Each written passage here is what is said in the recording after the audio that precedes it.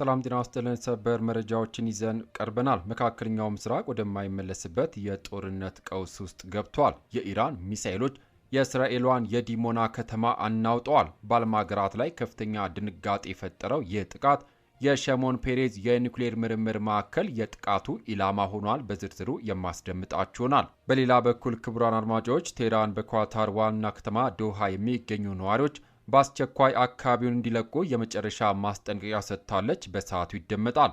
እንዲሁም የአሜሪካ የጦር መርከቦችስ ለምን ወደ ኋላ አፈገፈጉ? የዶናልድ ትራምፕ አስተዳደር ዩኤስኤአይዲን ለምን ዘጋው? አዲስ አበባ የተሰጣት አዲስ ሚና ምንድነው? በዚህ ሰዓት የምታደምጡት ሌላኛው መረጃችን ነው። ክቡራን የዩቱብ ቻናል ቤተሰቦች ቪዲዮን ላይክ በማድረግ ጀምሮ በየሰዓቱ የሚወጡ አዳዲስ መረጃ በፍጥነት ወደ እርስዎ እንዲደርሶ የዩቱብ ቻናሌን ሰብስክራይብ በማድረግ የደውል ምልክቷ መጫን ዘንጉ። እስከ መጨረሻ አብራችሁን ቆዩ። ወደ ዝርዝር መረጃው አልፋለሁ። አብረን እንከታተለው። በቅድሚያም በዲሞና የደረሰው የሚሳኤል ናዳ።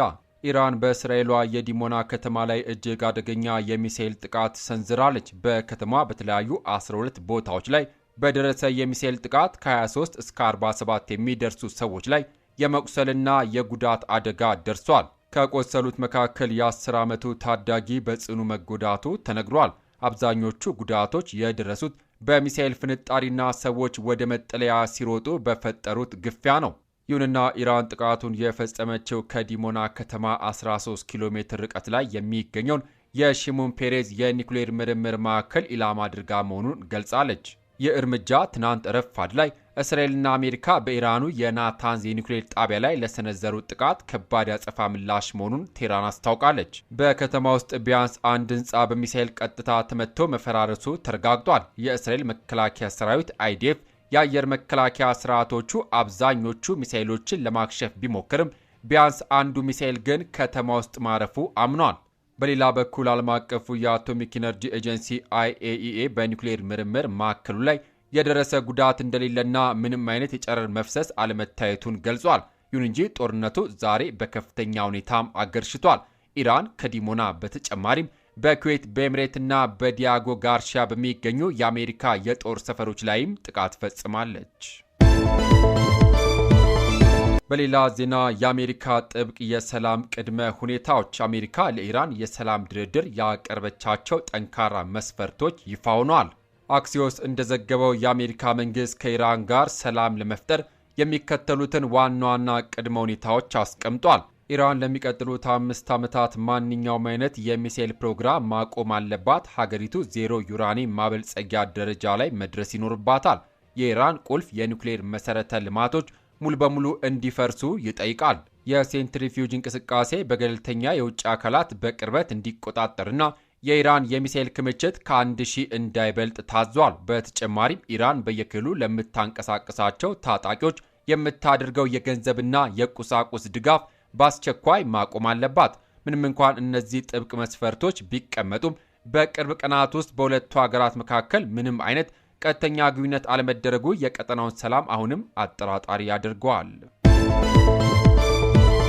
በሌላ ዜና የዶሃ ነዋሪዎች እንዲለቁ የተሰጠ ማስጠንቀቂያ። ኢራን የዶሃ ከተማ ነዋሪዎች የተወሰኑ አካባቢዎችን በአስቸኳይ እንዲለቁ ትዕዛዝ ሰጠች። በኳታር የሚገኙ የአሜሪካ የጦር ይዞታዎች የጥቃት ኢላማ መሆናቸውም ተገልጿል። የኢራን መንግስት በኳታር ዋና ከተማ ዶሃ ውስጥ የሚገኙ የተወሰኑ ቀጠናዎች በአስቸኳይ እንዲለቀቁ ወይም ደግሞ ኢቫኩዌሽን ዋርኒንግ ጥብቅ ማስጠንቀቂያ አስተላልፏል። ኢራን ይህን እርምጃ የወሰደችው በአካባቢው የአሜሪካ የጦር መሳሪያዎችና ወታደራዊ ንብረቶች ይገኛሉ በሚል ምክንያት መሆኑን አስታውቃለች። በዶሃ የሚኖሩ ነዋሪዎች በጥቃቱ ክልል ውስጥ ናቸው የተባሉ የተለዩ የከተማውን ሰፈሮች በአስቸኳይ ለቀው እንዲወጡ ተነግሯቸዋል። ኢራን የአሜሪካ ጦር ሰፈሮችና ወታደራዊ እንቅስቃሴዎች ያሉባቸውን የዶሃ አካባቢዎች ህጋዊ የጥቃት ኢላማዎቼ ናቸው ስትልም በይፋ ፈርጃለች። ይህ ማስጠንቀቂያ በቀጠናው እየተካሄደ ያለው ተከታታይ የጥቃትና የአጸፋ እርምጃ ወደ አደገኛ ደረጃ መሸጋገሩን ያሳያል።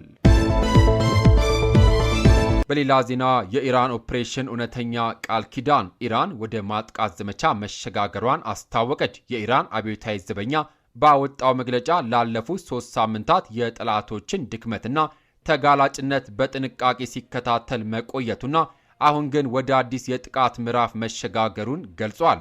ኢራን የጠላቶቻችን ወይም ደግሞ እስራኤልና አሜሪካን ደካማ ጎን በሚገባ አጥንተናል ስትል ይበልጥ ዘመናዊ የሆኑ የጦር መሳሪያዎችና አዳዲስ የማጥቃት ስልቶችን ስራ ላይ መዋሏን አስታውቃለች። ይህ እርምጃ ኦፕሬሽን እውነተኛ ቃል ኪዳን 4 ተብሎ የተሰየመው ዘመቻ አካልም ሲሆን በቴል አቪቭና በተለያዩ የአሜሪካ ወታደራዊ ካምፖች ላይ ያነጣጠረ የ71ኛው ዙር የሚሳኤልና የድሮን ጥቃት መሆኑ ተገልጿል።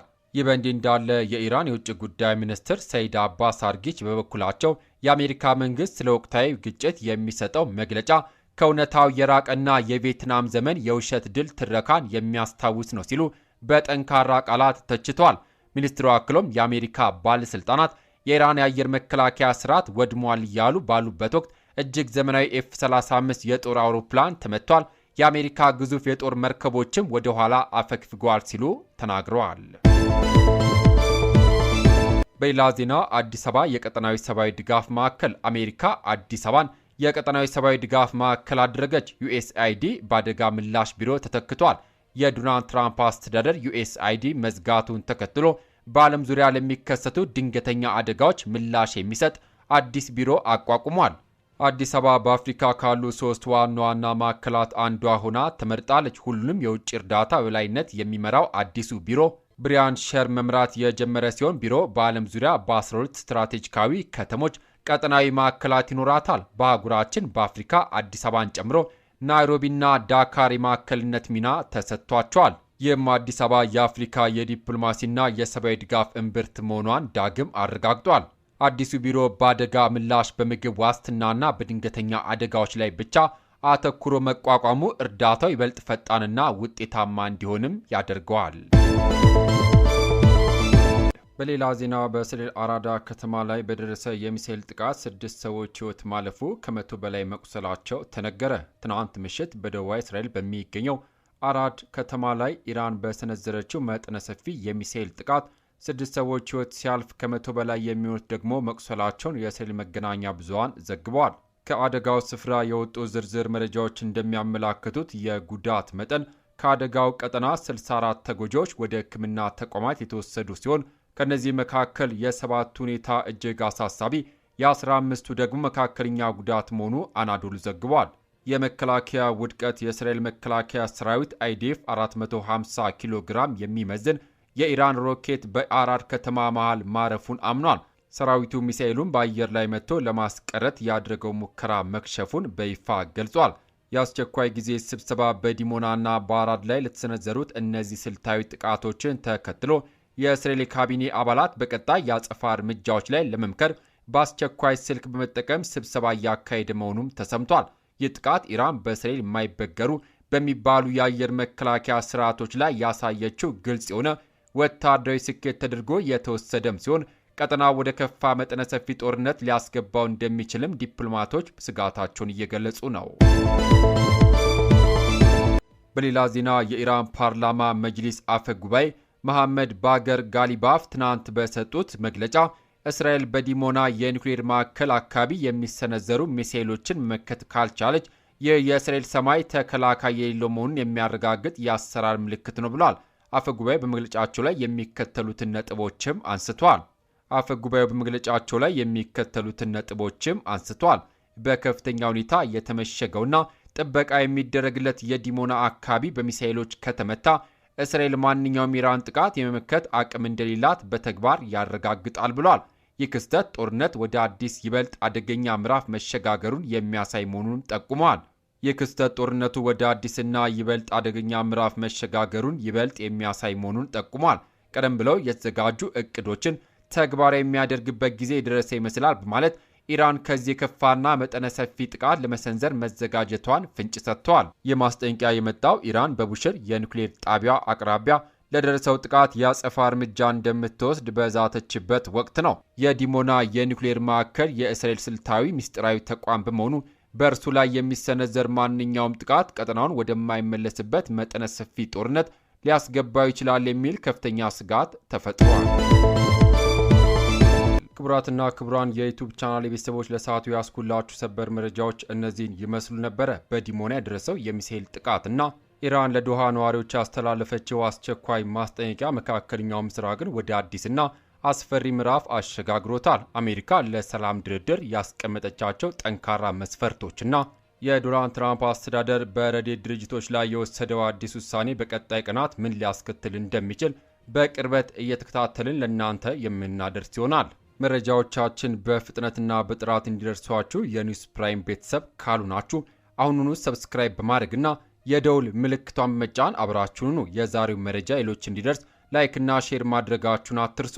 የእናንተ አስተያየት ለስራችን ጥንካሬ ነውና ኢራን በዶሃ ላይ የሰነዘረችው ማስጠንቀቂያ የጦርነቱን አቅጣጫ ይቀይረው ይሆን በሚለው ሐሳብ ላይ ያላችሁ ምልከታ በኮሜንት መስጫው ላይ አስፍሩልን። ከሰዓታት በኋላ በሚሰሙ በአዳዲስ መረጃ እስከምንገናኝ በያልንበት የዓለም ዳርቻ ቸር እንቆይ።